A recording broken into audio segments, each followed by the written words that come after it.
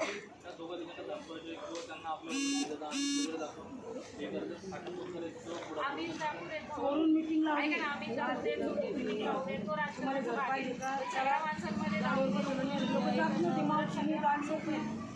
Somnath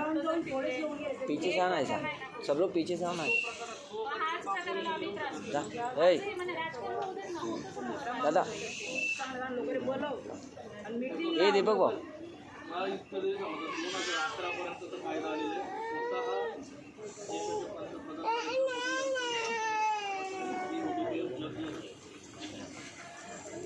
2011पर्यंत paper तुम्हाला कुठलाही बाब आणू शकत नाही